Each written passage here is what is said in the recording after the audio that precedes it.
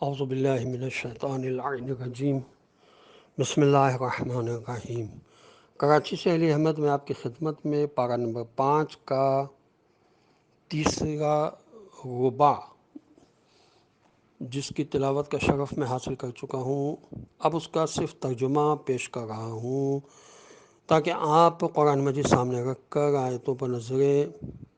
جمائے رہیں اور اس کا ترجمہ سنتے رہیں، تاکہ آپ کو پتہ چلے کہ قرآن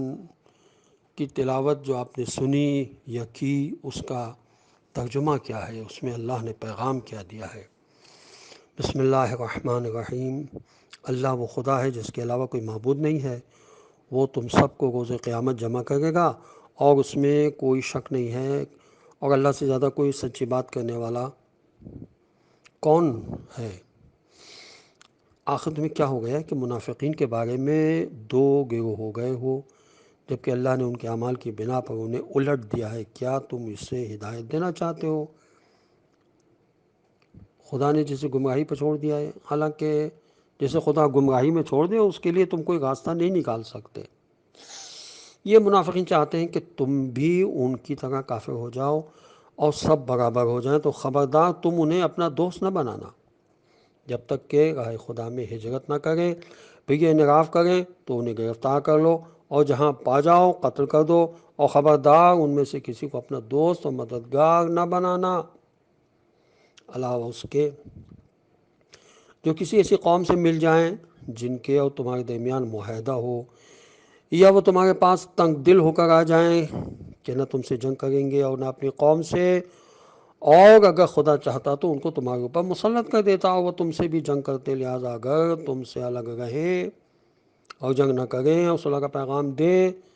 تو خدا نے تمہارے لیے ان کے اوپر کوئی راہ نہیں قرار دی ہے۔ ان قریب تم ایک اور جماعت کو پاؤ گے جو چاہتے ہیں کہ تم سے بھی محفوظ رہیں اور اپنی قوم سے بھی۔ یہ جب بھی فتنے کی طرف بلائے جاتے ہیں الٹے اس میں اوندے منہ گر پڑتے ہیں، لہٰذا یہ اگر تم سے الگ نہ ہو، صلح کا پیغام نہ دیں اور ہاتھ نہ روکیں تو انہیں گرفتار کر لو، جہاں پاؤ قتل کر دو۔ یہی وہ ہیں کہ جن پر تمہیں کھلا غلبہ عطا کیا گیا ہے، اور کسی مومن کو یہ حق نہیں ہے کہ وہ کسی مومن کو قتل کر دے مگر غلطی سے، اور جو غلطی سے قتل کر دے اسے چاہیے کہ ایک غلام آزاد کرے اور مقتول کے وارثوں کو دیت دے، مگر یہ کہ وہ معاف کر دیں۔ پھر اگر مقتول ایسی قوم سے ہے جو تمہاری دشمن ہے اور اتفاق سے خود مومن ہے تو اسے غلام آزاد کرنا ہوگا، اور اگر ایسی قوم کا فرد ہے جس کا تم سے معاہدہ ہے تو اس کے اہل کو دیت دینا پڑے گی، اور ایک مومن غلام آزاد کرنا ہوگا۔ غلام نہ ملے تو 2 ماہ کے مسلسل روزے رکھنا ہوں گے۔ یہی اللہ کی طرف سے توبہ کا راستہ ہے، اور اللہ سب کی نیتوں سے باخبر ہے اور اپنے احکام میں صاحب حکمت بھی ہے، اور جو بھی کسی مومن کو قصداً قتل کر دے گا اس کی جزا جہنم ہے، اسی میں اسے ہمیشہ رہنا ہے، اور اس پر خدا کا غضب بھی ہے اور خدا لعنت بھی کرتا ہے، اور اس نے اس کے لیے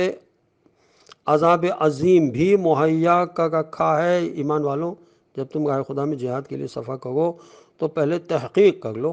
اور خبردار جو اسلام کو پیشکش کرے، جو اسلام کی پیشکش کرے اس سے یہ نہ کہنا کہ تم مومن نہیں ہے، کہ اس طرح تم زندگانی دنیا کا چند روزہ سرمایہ چاہتے ہو اور خدا کے پاس بکثرت فوائد پائے جاتے ہیں، آخر تم بھی تو پہلے ایسے ہی کافر تھے۔ خدا نے تم پر احسان کیا کہ تمہارے اسلام کو قبول کر لیا اور دل چیرنے کی شرط نہیں نکالی، تو اب تم بھی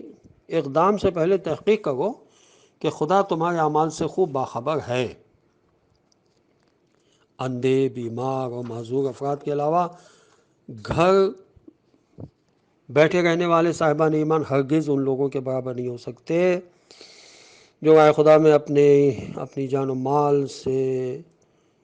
جہاد کرنے والے ہیں۔ اللہ نے اپنے مال و جان سے جہاد کرنے والوں کو بیٹھ رہنے والوں پر امتیاز عنایت کیے ہیں، اور ہر ایک سے نیکی کا وعدہ کیا ہے، اور مجاہدین کو بیٹھ رہنے والوں کے مقابلے میں اجر عظیم عطا کیا ہے۔ اس کی طرف سے درجات، مغفرت اور رحمت ہے، اور وہ بڑا بخشنے والا اور مہربان ہے۔ جن لوگوں کو ملائکہ نے اس حال میں اٹھایا کہ وہ اپنے نفس و ظلم کرنے والے تھے، ان سے پوچھا کہ تم کس حال میں تھے؟ انہوں نے کہا کہ ہم زمین میں کمزور بنا دیے گئے تھے۔ ملائکہ نے کہا کہ کیا زمین خدا وسیع نہیں تھی کہ تم ہجرت کر جاتے؟ ان لوگوں کا ٹھکانہ جہنم ہے اور وہ بدترین منزل ہے، علاوہ ان کمزور مردوں، عورتوں اور بچوں کے جن کے اختیار میں کوئی تدبیر نہ تھی اور وہ کوئی راستہ نہ نکال سکتے تھے۔ یہی وہ لوگ ہیں جن کو عنقریب خدا معاف کر دے گا کہ وہ بڑا معاف کرنے والا اور بخشنے والا ہے۔ اور جو بھی راہ خدا میں ہجرت کرے گا وہ زمین میں بہت سے ٹھکانے اور وسعت پائے گا، اور جو اپنے گھر سے خدا و رسول کی طرف ہجرت کے ارادے سے نکلے گا، اس کے بعد اسے موت بھی آ جائے گی تو اس کا اجر اللہ کے ذمہ ہے، اور اللہ بڑا بخشنے والا مہربان ہے۔ اور جب تم زمین میں سفر کرو تو تمہارے لیے کوئی حرج نہیں ہے کہ اپنی نمازیں قصر کر دو، اگر تمہیں کفار کے حملہ کر دینے کا خوف ہے کہ کفار تمہارے لیے کھلے ہوئے دشمن ہیں۔ اور جب آپ مجاہدین کے درمیان ہوں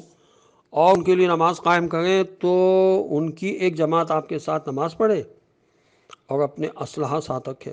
اس کے بعد جب یہ سجدہ کر چکیں تو یہ پشت پناہ بن جائیں، اور دوسری جماعت جس نے نماز نہیں پڑھی ہے وہ آ کر شریک نماز ہو جائے اور اپنے اسلحہ اور بچاؤ کے سامان اپنے ساتھ رکھے۔ کفار کی خواہش یہی ہے کہ تم اپنے ساز و سامان اور اسلحہ سے غافل ہو جاؤ تو یہ یکبارگی حملہ کر دیں۔ ہاں، اگر بارش یا بیماری کی وجہ سے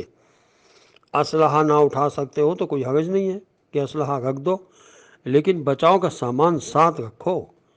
اللہ نے کفر کرنے والوں کے لیے اس وقت کن عذاب مہیا کر رکھا ہے۔ اس کے بعد جب یہ نماز تمام ہو جائے تو کھڑے بیٹھے لیٹے ہمیشہ خدا کو یاد کرتے رہو، اور جب اطمینان حاصل ہو جائے تو باقاعدہ نماز قائم کرو کہ نماز صاحبان ایمان کے لیے ایک وقت معین کے ساتھ فریضہ ہے۔ اور خبردار، دشمنوں کا پیچھا کرنے میں سستی سے کام نہ لینا۔ اگر تمہیں کوئی بھی رنج پہنچتا ہے تو تمہاری طرف کفار کو بھی تکلیف پہنچتی ہے، تمہاری طرح سے کفار کو بھی تکلیف پہنچتی ہے، اور تم اللہ سے وہ امیدیں رکھتے ہو جو انہیں حاصل نہیں ہے، اور اللہ ہر ایک کی نیت کا جاننے والا اور صاحب حکمت ہے۔ ہم نے آپ کی طرف یہ برحق کتاب نازل کی ہے کہ لوگوں کے درمیان حکم خدا کے مطابق